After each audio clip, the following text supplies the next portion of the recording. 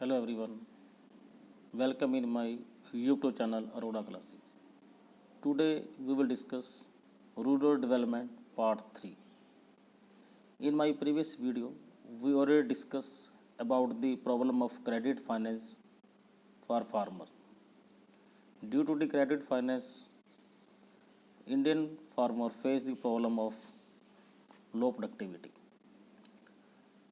In this video, we will discuss what is the suggestions implemented by Government of India after 1951 and what type of needs to change in Indian agriculture farming. Let's start. Suggestion. First, expansion of institutional credit facility in rural areas. हम already discuss कर चुके हैं कि जो Indian farmer है वो non institutional पर ज़्यादा डिपेंड है और इंस्टीट्यूशनल लोन पर लेस डिपेंड है, जिस कारण से एक्सप्लोटेशन ऑफ फार्मर क्या है डे बाय डे राइजिंग हुई है. But after independence Indian government setup commercial bank and Rural Development Bank and NABARD Bank to provide loan at low rate of interest. After then, facilities of microfinancing rise. Farming production and productivity also rise. तो अभी भी क्या है, mostly जो part है जो prone areas है वहाँ पर माइक्रो फाइनेंस की प्रॉब्लम है, वहाँ पर भी इन एरियाज़ को एक्सटेंड करने की ज़रूरत है. तो हमें इंस्टीट्यूशनल क्रेडिट को राइज करना होगा. सेकंड है reduce paper work and easy granted conditions. सबसे बड़ी प्रॉब्लम क्या है, जो इंडियन फार्मर है वो पुअर है एंड इलिटरेट है, अवेयरनेस की कमी है, जिस कारण से वो पेपर वर्क से बचना चाहता है. तो गवर्नमेंट ऑफ इंडिया को through the commercial bank and institutional credit reduce the paperwork and encourage to farmer to take loan from the commercial bank and loan should be provided timely before the needs. ऐसा ना हो कि जब loan provide कराने की स्थितियाँ हो उसका टाइम निकल जाए तो उसका यूजलेस बढ़ जाएगा और फार्मर उसको यूटिलाइज नहीं कर पाएगा. तो timely and adequate of credit facility provide to farmer is necessary condition to increase the agriculture production of a country. Set up rural development bank in remote areas. Remote area means जहाँ पर कोई भी facilities available नहीं है, वहाँ का farmer ज़्यादा suffering है. तो गवर्नमेंट ऑफ इंडिया को उन एरियाज़ के अंदर जहाँ पर बैकवर्ड एरिया ज़्यादा है, स्मॉल फार्मर्स हैं, face the problem of finance, totally depend on zamindars and money landers, उस चीज़ को रिड्यूस करने के लिए रिमोट एरियाज़ के अंदर रूरल डेवलपमेंट को सेटअप करना पड़ेगा. गवर्नमेंट ने 1982 के अंदर एक स्कीम भी चलाई थी, रूरल रीजनल डेवलपमेंट बैंक. इसका बेनिफिट भी हुआ है. More than 6 lakh farmers take benefit of this policies. Reduce on non institutional credit also. दूसरा सबसे बड़ा जो प्रॉब्लम है वो है non institutional credit. Day by day government totally reduce the burden of farmer to remove the non institutional credit through the commercial banks, Kisan credit card, self help groups. तो ये एक अच्छे टॉपिक्स हैं और अच्छे attempt by government to provide micro finance. इसके अलावा government को और भी चीज़ें चेंज करने की ज़रूरत है, उसको हम नेक्स्ट टॉपिक के अंदर क्या है डिस्कस करेंगे. Now agriculture marketing. जो सबसे बड़ी प्रॉब्लम है एग्रीकल्चर मार्केटिंग रही है इंडिया की, क्योंकि इंडियन जो फार्मर है सिर्फ माइक्रो फाइनेंस से ही प्रॉब्लम फेस नहीं कर रहा. जब उसकी प्रोडक्शन होती है और प्रोडक्शन होने से लेकर कटाई तक जो भी प्रोसेस है वहाँ पर उसको प्रॉब्लम फेस करनी पड़ती है. अगर अच्छी फसल हो जाए तो अच्छा रेट नहीं मिलेगा, अगर अच्छा रेट नहीं मिल रहा तो उसके पास स्टोरेज की फैसिलिटी नहीं है, अगर स्टोरेज की फैसिलिटी है तो कुछ मनी लेंडर्स हैं, कुछ इंडस्ट्रीज कंपनीज़ हैं जिन्होंने इसको होल्ड किया हुआ है, जिस कारण से क्या प्रॉब्लम आती है. तो हमें एग्रीकल्चर मार्केटिंग को चेंज करना पड़ेगा. इसलिए गवर्नमेंट ने काफ़ी स्टेप भी उठाए हैं. जैसे अभी लेटेस्ट रिसेंटली जो चल रहा है कि बड़े बड़े स्टोर्स प्रिपेयर किए जाएंगे ताकि फार्मर को जब रेट सही नहीं मिल रहा है तो अपने प्रोडक्शन को वो स्टोर कर सके। स्टोरेज फैसिलिटी के लिए लाइसेंस को कैंसिल किया जा रहा है, अच्छी भी है, देखो आगे जाके क्या होता है। Agriculture marketing is a very wide terms, it refers entire system and which the farmer can dispose their surplus produce. मतलब कि एक जो एग्रीकल्चर मार्केटिंग है वो एक एंटायर सिस्टम है, एंटायर प्रोसेस है, प्रोडक्शन को शुरू करने से लेकर बेचने तक। जब भी प्रोडक्शन क्या सरप्लस होते हो, सरप्लस के लिए उसको अच्छा प्राइस मिलना चाहिए, अच्छी स्टोरेज फैसिलिटी हो, ट्रांसफ़र फैसिलिटी हो, कहीं भी वह उसको सेल कर सके, डिस्ट्रीब्यूशन करने में उसको प्रॉब्लम ना है, इसे क्या बोलते हैं agriculture marketing. It's mean entire system and the which farmer can dispose their surplus produce. It include the operation like procurement मतलब अच्छा प्राइस मिलना, grinding, storing, transporting and distribution of agriculture commodity across the country. उसके पास एक ऐसा system हो ताकि वो India के अंदर कहीं भी अपनी फसल को सेल और बाय कर सके। आने वाले टाइम के अंदर ये चीज़ें और भी बढ़ेंगी, इंटरनेशनल लेवल तक हमारे प्रोडक्ट्स क्या है सेल हो सकते हैं। इसके लिए गवर्नमेंट एक सिस्टम को अडॉप्ट कर रही है CACP के अंडर।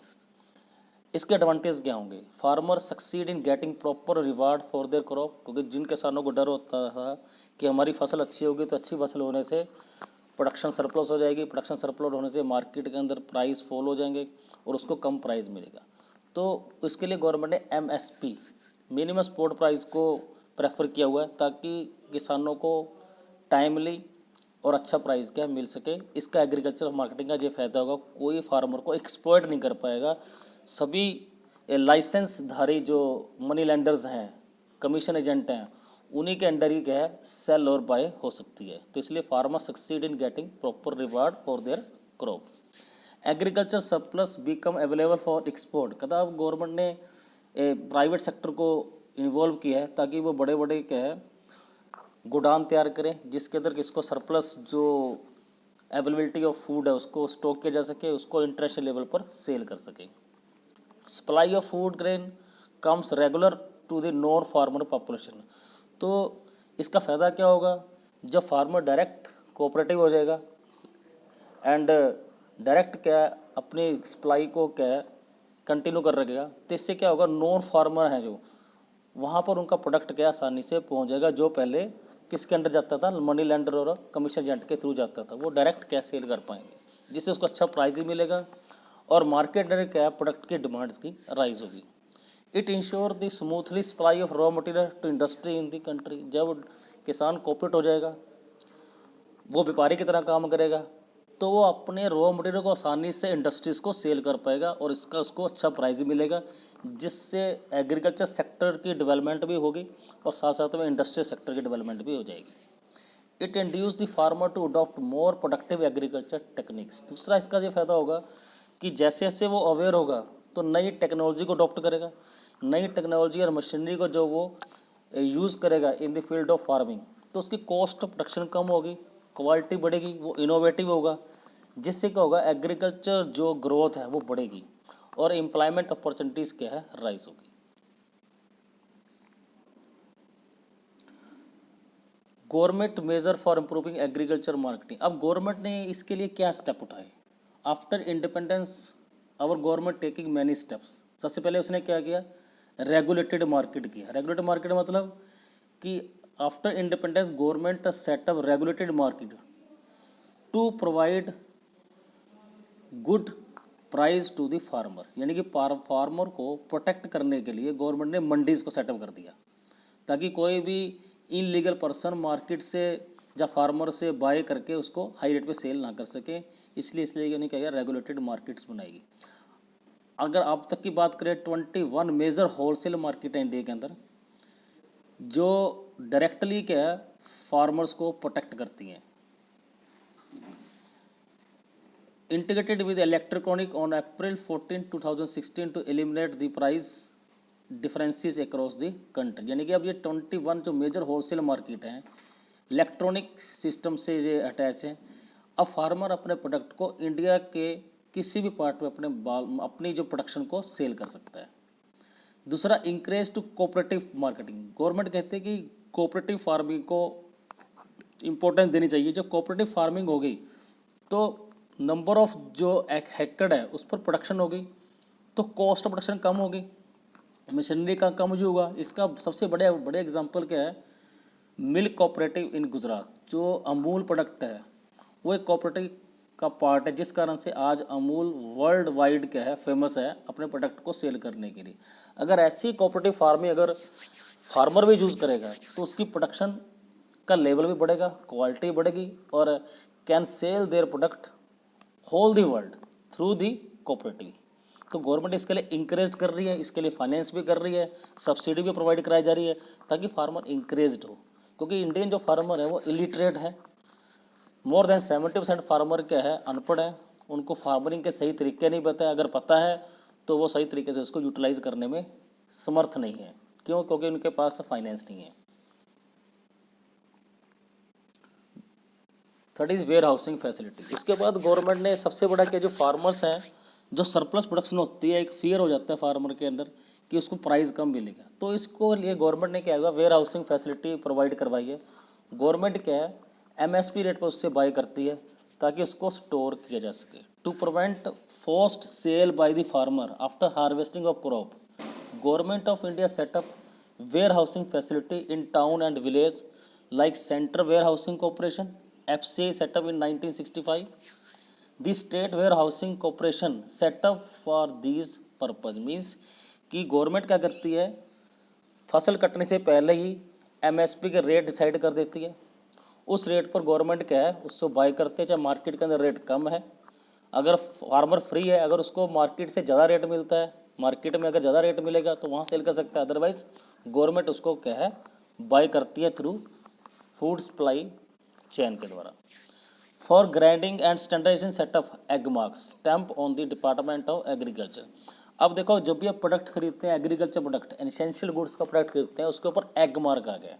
एग मार्क का मतलब क्या है, ये गारंटी देता है कि ये प्रोडक्ट क्वालिटी है, स्टैंडर्डाइज है। अगर स्टैंडर्डाइज की एग मार्क की मोहर लगी होगी तो फार्मर के लिए ईजी होता है इंटरनेशनल मार्केट में इसको सेल करना। तो इस कारण से गवर्नमेंट ने क्या है प्रोडक्ट को स्टैंडर्डाइज करने के लिए एग मार्क स्टैंप क्या है स्टार्टअप किया है ताकि फार्मर को बेचना क्या इजी हो जाए। Fixation of minimum support price through CACP एक इंस्टीट्यूशन है इंडिया का, जो commission of agriculture cost and pricing को डिसाइड करता है कि किसान को किस रेट पर मिनिमम प्राइस मिलना चाहिए। अगर उससे इससे ज़्यादा मिलता है तो ओपन मार्केट के अंदर सेल कर सकता है, अदरवाइज गवर्नमेंट इस रेट पर उसको बाई करेगी। To aware farmer regarding farming set up radio channels and its program, बहुत सारे टीवी के ऊपर रेडियो के ऊपर चैनल सेटअप कर दी, जैसे खेती बड़ी चैनल है, 1551 मोबाइल नंबर है, उस नंबर पर किसान किसी भी समस्या को हल कर सकता है। गवर्नमेंट ने रेडियो चैनल के थ्रू एंड इंटरनेट के थ्रू किसानों को अवेयर किया है कि कौन सी फसल किस टाइम पे आपने प्रोड्यूस करनी है और कितनी इसको केमिकल फर्टिलाइजर की जरूरत पड़ेगी। इस मीन्स क्या है, government are taking many steps to promote the agriculture farming in India. Thank you. Have a nice day. If you have any problem, directly approach to me. Please like and subscribe my channel.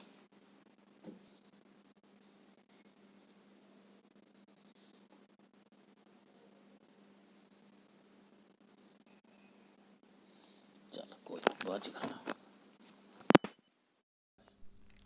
कि नहीं, पहले चढ़ा दें।